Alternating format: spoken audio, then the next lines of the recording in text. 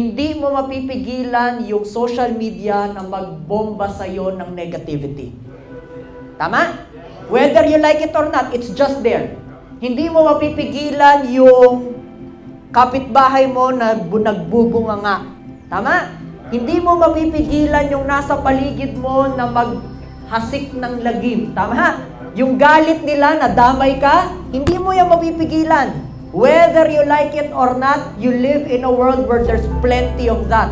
The question is, kung hindi mo sila kayang pigilan, paano mo i-prepare ang sarili mo so that as if meron kang blinders, as if meron kang headphones, na kahit anong ibato sa'yo, you can do two things. Ask me what?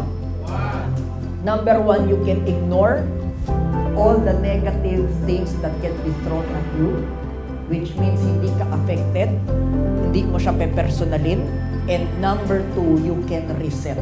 Hi, this is Biggs, and let's turn your situation to life coaching lessons. Paano mo mape-prepare yung sarili mo to live in this state so that you can go to all the rewards that life has to offer and overcome your fear? Ang tanong, paano ka magre-reset every day? Ask me why. Your life will only be as good to the extent of what you feed your mind with. Sa Tagalog, yung buhay mo ay nakadepende sa kung anong pumapasok sa utak, anong pumapasok sa puso, anong pumapasok sa soul. Are you with me? When you're ready, kaya mo mag-content, kaya mong gawin yung kailangan mong gawin, kaya mong magnegosyo, kaya mong mag-prospect, kaya mong magbenta. When you're ready, ask me why. Naalala mo ba every single time that you are ready internally? Hindi mo kailangan isipin ang gagawin mo para bang your mouth is so smooth and every single perfect word is flowing out of your mouth. Yes or no?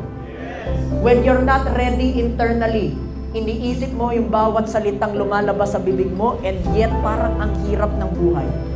Anong pinagkaiba? Is it because of what you know? No. It's because of how ready you are spiritually. Are you guys with me? Yes. What's the solution? Isa lang. Meditation.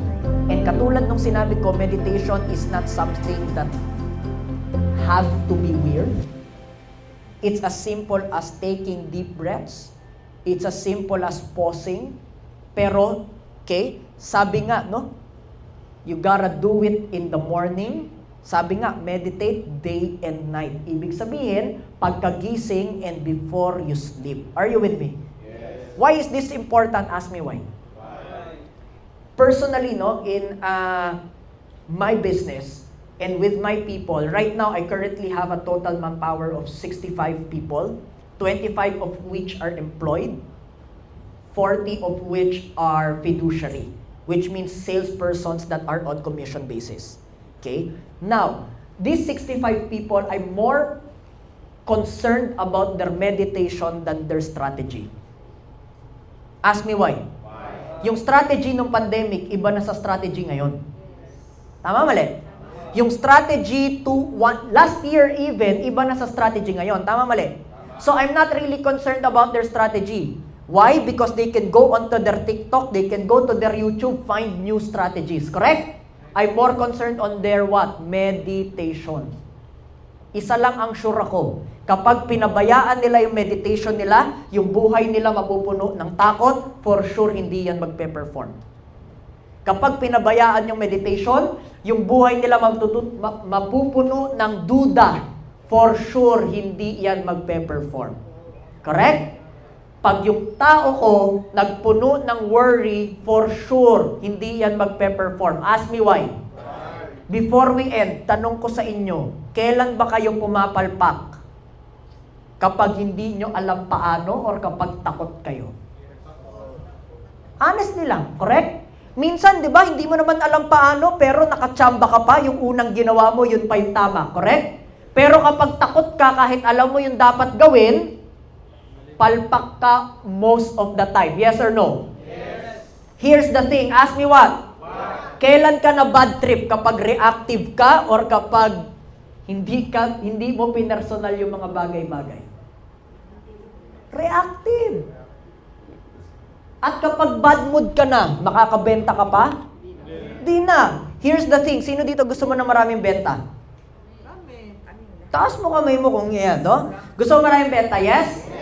O, etong tanong ko, kailan ka nakakabenta? Kapag hindi ka desperado sa pera or kapag desperado ka? Kapag hindi. Tama? Kailan ka hindi nakakabenta kahit memorize mo na lahat ng presentation? Pag desperado ka.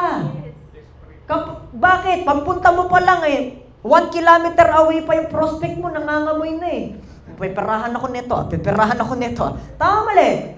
Exactly why? Because your desperation is being smelled from far away. Are you with me? Yes. And your desperation is not a matter of information, it's a matter of your self-image. Ask me why? Kasi nakalimutan mong magtiwala na may parating.